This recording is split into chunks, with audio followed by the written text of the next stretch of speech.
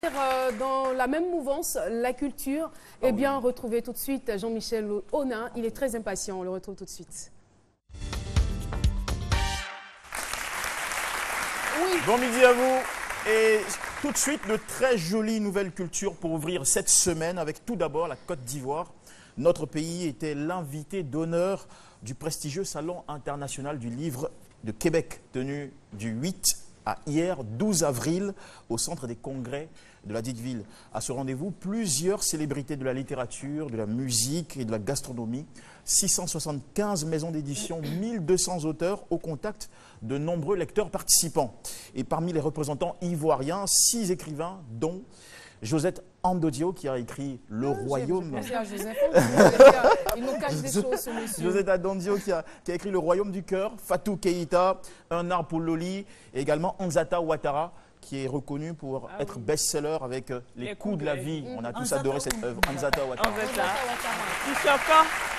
Alors, tous ont été accompagnés par 3 maisons d'édition locales. Ils ont tous prouvé ou encore apporté des preuves de la vitalité de notre littérature sur le sol canadien.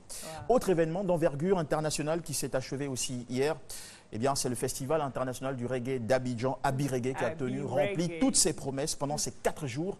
Les participants en ont beaucoup appris, en tout cas, grâce à des conférenciers de haut niveau sur les racines, les langages et les métamorphoses de la musique reggae.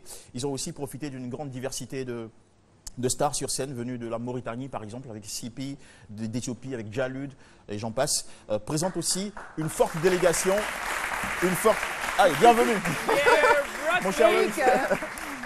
Une forte délégation, bienvenue aussi, on a souhaité de la bienvenue à la délégation jamaïcaine. Il y avait près de 64 hommes politiques et musiciens qui étaient menés par une grande dame qui est Olivia Grange. Elle était ex-ministre des Sports et de la jeunesse dans son pays. Donc félicitations pour terminer au ministre Dosso Moussa pour cette initiative réussie dont la prochaine édition accueillera en 2017 une grosse star, Jimmy Cliff en Côte d'Ivoire. Wow.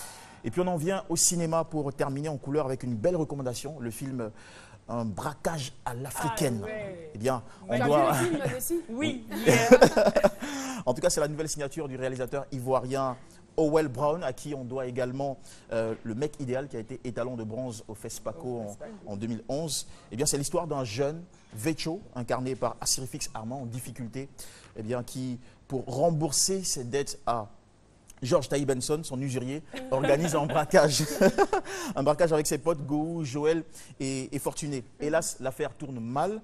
Le film est haletant, il est parfois drôle et surtout très brillant. Et le casting aussi prestigieux, bande d'annonces. Un braquage à l'africaine.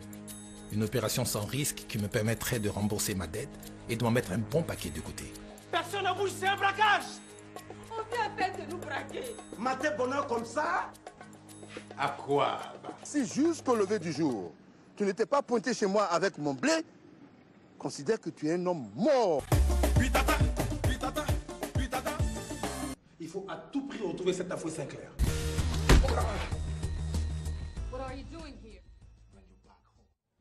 Voilà. Mais Philo a la même coiffure que GTV dans le film. Alors, ça continue là, d'accord. D'accord, ok. Merci beaucoup à la réalisation. Alors, Jean-Michel Honin, merci pour tout.